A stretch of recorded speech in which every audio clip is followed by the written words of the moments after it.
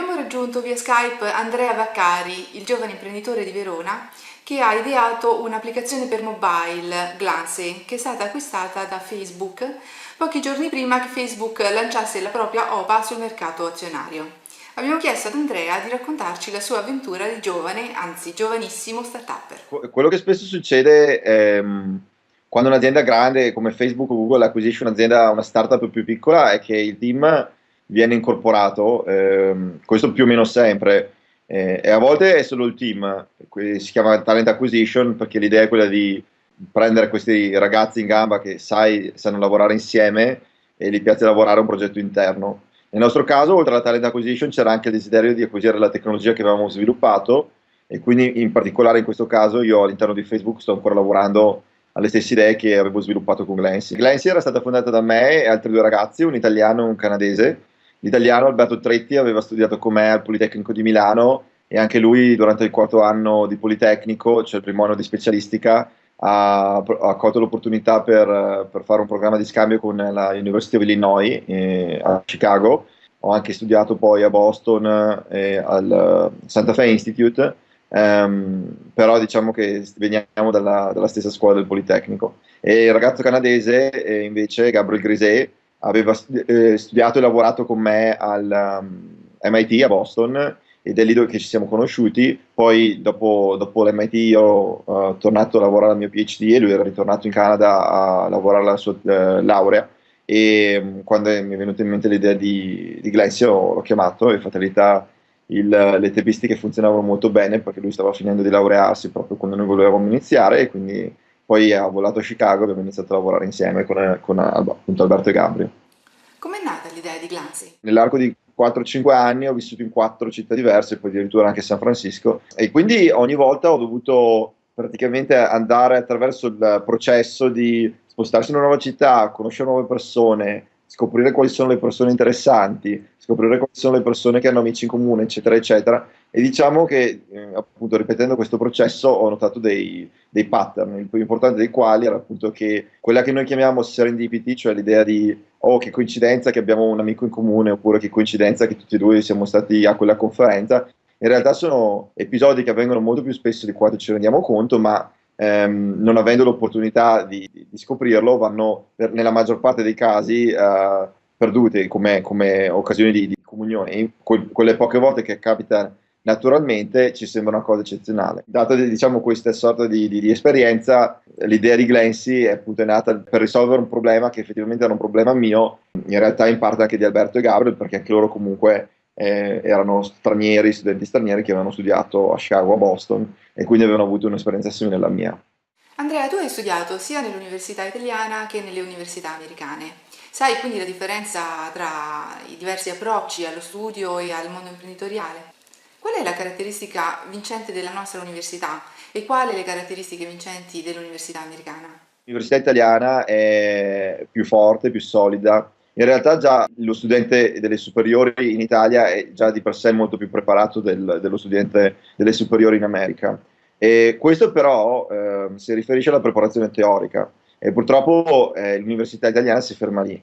L'università in America funziona proprio come un'azienda e quindi lo studente non solo invogliato, ma fondamentalmente ha il dovere come parte del processo educativo di lavorare a progetti e di proprio collaborare con il professore di ciascuno dei corsi e in generale appunto di produrre risultati per ottenere un voto più alto. Si rispecchia tra l'altro nel modo in cui l'università funziona anche al di là del processo educativo. In America le università sono di fatto delle aziende, hanno un brand, hanno un press office che cerca di sponsorizzare, divulgare i vari avvenimenti, i risultati che i ricercatori all'interno dell'università raggiungono, mentre in Italia questa idea assolutamente non viene valorizzata, magari in alcune università un po' di più che in altre, ma di sicuro molto meno che nelle università americane. E anche gli stessi professori vengono valutati e devono mantenere la loro posizione producendo risultati, per cui paper ma anche portando fondi attraverso, appunto, facendo domanda per i vari programmi della National Science Foundation oppure trovando partner privati che finanziano i loro studi. Esiste l'innovazione rivoluzionaria e l'innovazione incrementale. Un'innovazione rivoluzionaria può essere internet, mentre incrementale, ad esempio, può essere la tua applicazione per mobile, Glance. Ma parlando di innovazione in generale, qual è il centro preferenziale negli Stati Uniti per quanto riguarda l'innovazione? L'università o le imprese? Secondo me ci sono più collaborazioni tra università e aziende negli Stati Uniti che in Italia e quindi anche molte più collaborazioni che effettivamente portano a delle innovazioni commercializzabili. Ma comunque io sono dell'opinione che la maggior parte delle innovazioni ehm, siano comunque portate avanti da aziende o da startups.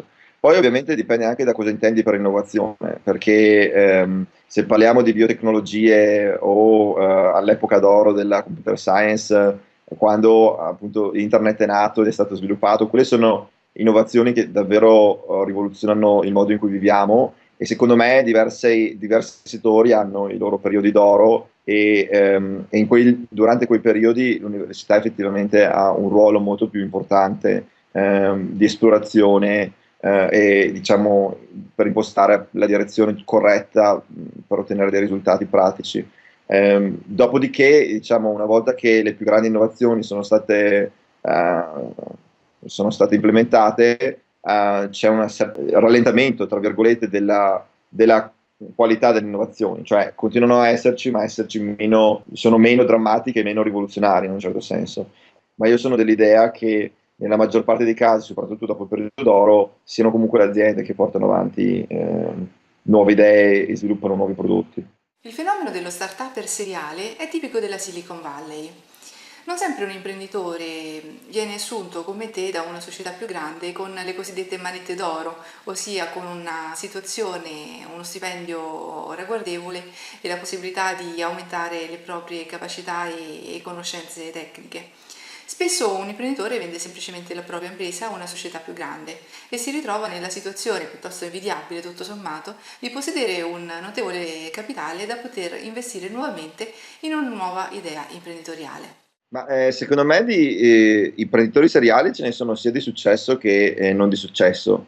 Chiaramente, siccome di imprenditori di successo ce ne sono pochi rispetto a quelli non di successo, la maggior parte degli imprenditori seriali è gente che prova la prima volta, non riesce e vuole provare la seconda volta. Ehm, per cui in realtà non è l'idea di dire ho fatto i soldi, lo rifaccio che ne faccio ancora di più.